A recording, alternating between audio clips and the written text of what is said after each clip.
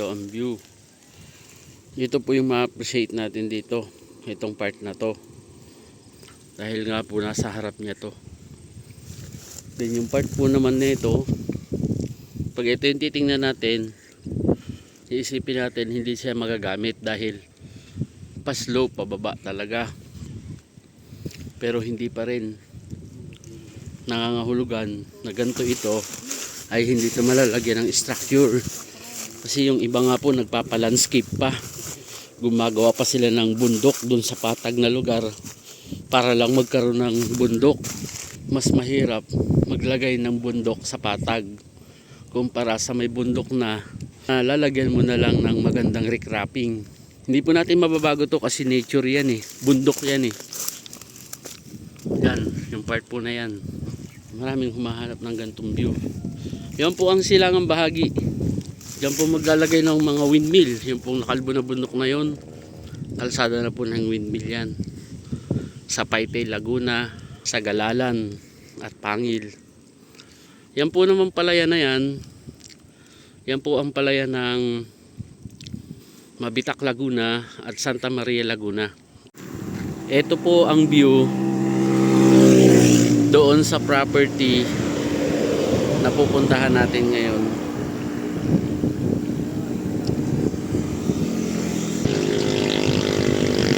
Ito po yung highway. Ito yung makikita pong view. Ayun po pupuntahan namin. Ito pong bundok na to. Kung gusto nyo po ng property na nandyan sa ganyang kagandang na top ng bundok, ito po ang available na farm lot, 2,000 square meter na may magandang view. Mamaya po nandyan tayo. Ito po yun. Kahabaan ng Mabitak, Laguna at ito po yung Santa Maria, Laguna. Yan po yung papunta ng Metro Manila. Kita po yung windmill ng Pililya. Pupuntahan po natin yung bundok na yon. Ito naman po yung sa may Bugarin na makikita rin po natin yung property. 2,000 square meter. Yung malinis po na yan. Yan po ang pupuntahan natin. Papunta po ito ng Siniloan, Laguna. Ito po yung tinatawag na Manila East Road. Ito po yung papunta ng Metro Manila. Titingnan po natin ngayon yan. Dahil ngayon po ay malinis yan. Nasa top po yan ng bundok. Ito po yung papasok. Diretso po yan sa Manila.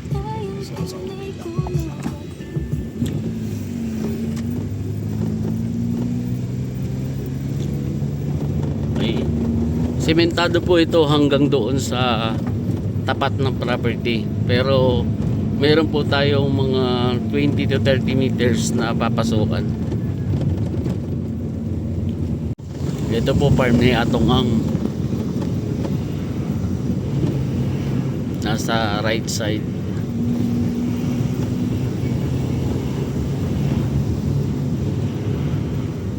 May kuryente at tubig po dito.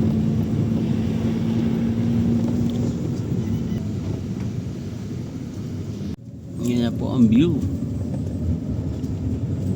Kita na dito. Buong Siniloan, Laguna. Yan po, may kasamang Laguna Lake yan.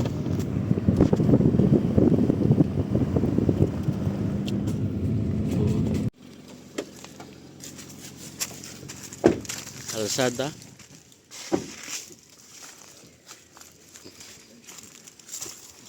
Pasok po ang sasakyan. Meron pong right of way dito. Meron din po dun sa kabila. Mas malapit, kaya lang gagawin pa. Na-vlog na po natin ito. Binalikan lang natin kasi dapat po sold out na dun sa isa nating buyer. At nagbago lang po ang isip nila. Kasi mas gusto na nila yung merong river. Yun po ang info na binigay sa atin. Eh dito po talaga puro maganda dito yung view. Wala po ditong river. Pero may tubig po ito at may kuryente. Tapos pinabalik po tayo nung seller natin. Nakadirect na po tayo ngayon sa seller. Ito po yung bahay nung kaibigan natin. Na caretaker dito. Ito na po yung bahay ni Kuya Junior. At yan. Doon po sa mga nakapanood ng una nating video, maganda po at may idea na kayo. Ito na po siya. Ito na yung property. Malinis na po kasi siya.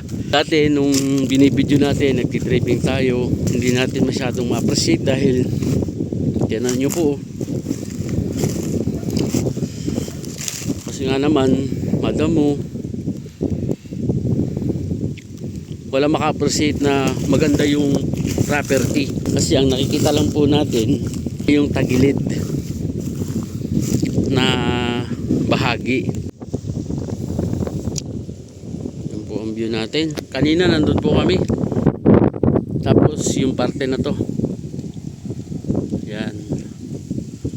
Yan po yung kahabaan ng highway. Ayan po doon kami kanina. Ito po ay 2039. Dalawa po ang titulo. TCT title. Isa pong 1,000 square meter at isa pong 1,039 square meter. Mahangin lang. Andito po yung muhon. Dito po nag-umpisa. So ibig sabihin po, ito lang po ang part ng nasa top. Siguro mga 2,200 o mahigit. Kasi ito naman po yung punta natin yung muhon. Yung pong may bayabas na yan, may pinyahan. Nandito po yung muhon.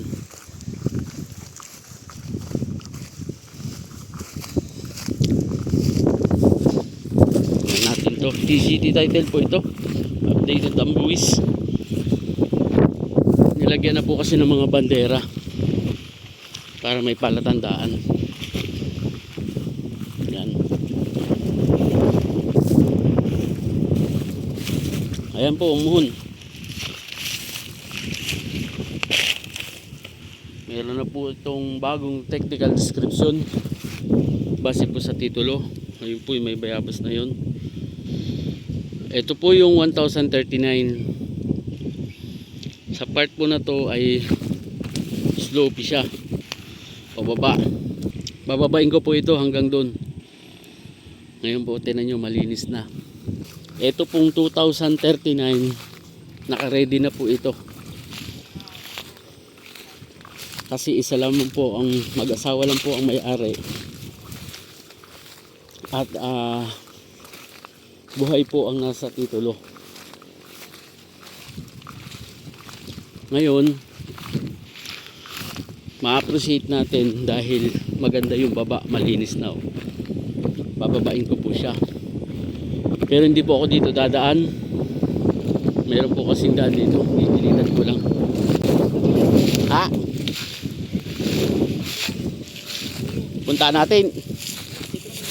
Yun pala oh.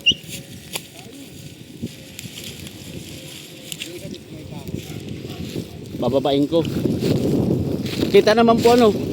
Ilang tusok po yan? May bandera tapos yung dulo po doon. Tapos yan po. Yung katawid nun. Okay po. Bababain ko po yan.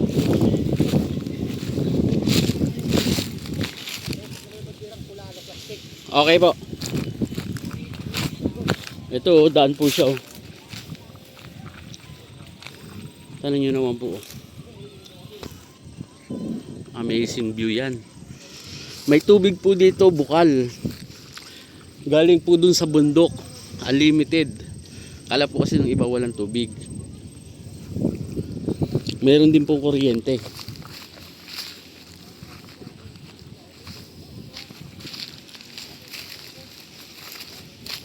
Ito pinalinisan na po talaga para makita natin, mas ma-appreciate natin yung ganda ng bundok na to. Ngayon po nag-effort pa sila na linisan talaga to, kasi ito po yung nakakatabon dati dito eh.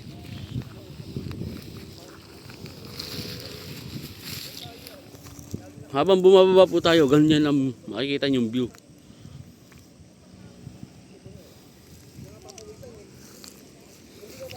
Ayan. So yun yung bayabas, ayun yung may saging, ayun yung dalawang muhon. Meron pong muhon yan dito. Ayan po, oh, may muhon. Ito po yun. Katugon po nung nasa sa bayabas. Tapos yun naman pong isa. Yun, yung may bandera na yan. Kuha na po kayo ng magaling na landscaper para malagyan ng magandang posisyon yung structure na pwede nyo pong ilagay dito na nakatapat sa ganito kagandang view. Tapos magmula po dito papunta po dun. Yan. So kitang kita ho natin. So may available pala na doon, ano? Ayun, ganda nga nung kuya. Yun yung masukal yung tayo pumunta kuya. So dito medyo tagilid pa rin pero banayan na. Banayan na po, dito kayo pwede maglagay ng structure. So ito pong nilalakadan ko hanggang dun sa may dalawang bandera. Ito po yung bandera. Tapos ayun.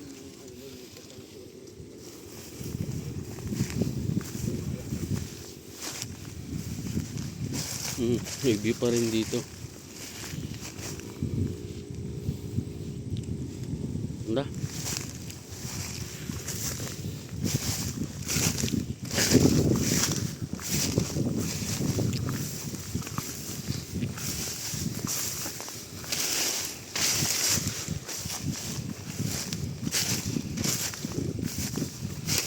Yan.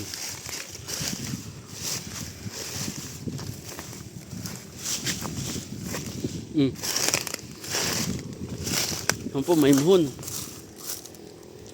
Ito yung nilagay na bandera. Itong muhon po na to, may katagun po dun.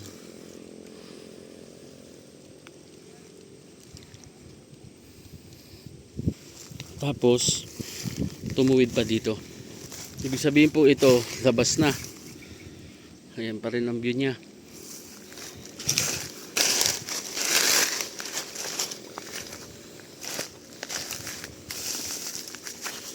Ang asking price po 1.2 million. At sagot na po ang transfer ng ating sa seller side dito sa transaction na to.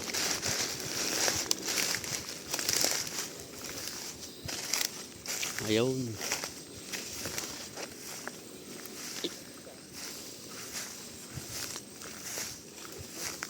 Yan. Kompleto. Apat na muhon. Ito. Tapos yan. Nasa kuya inanangan dito kaya? Parang wala na yan. Hindi na yan. Kasi ito yung muhon eh. Number 4 to. So ito yung part na ano. Yan na po yung part ng 1,000. Maganda. Pag may mga structure, maganda na siya. Tapos ayun po yung isang bandera. Yan.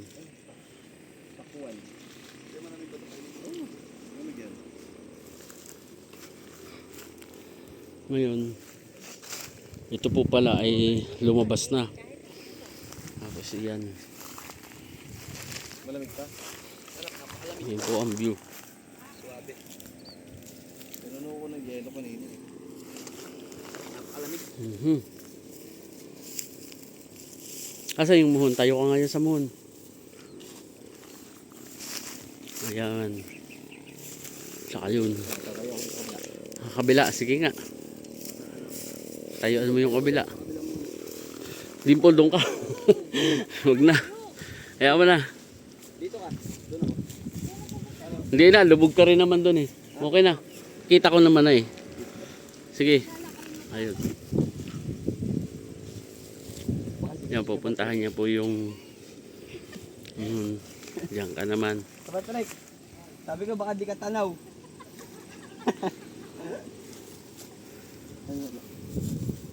Kanino pa kaya yan ano, yung mga... Tas ito oh, maganda rin ano. Itong part na to.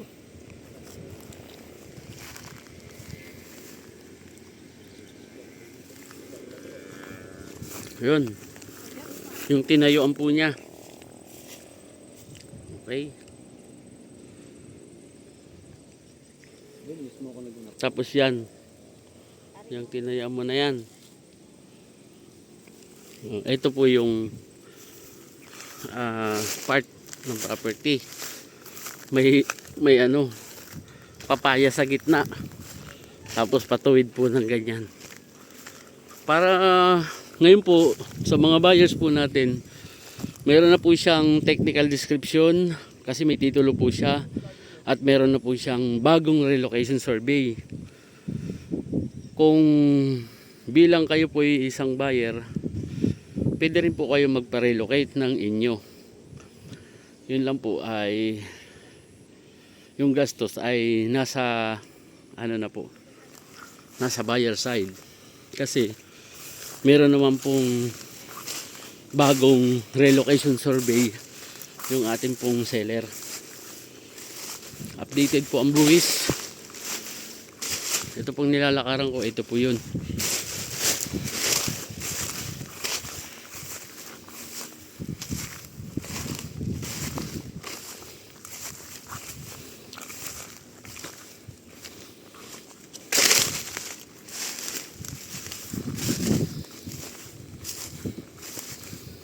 Yan po yung isa.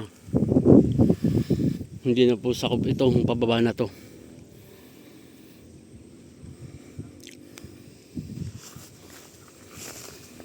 Yun. Yan po sa kaganda. Maraming thank you po.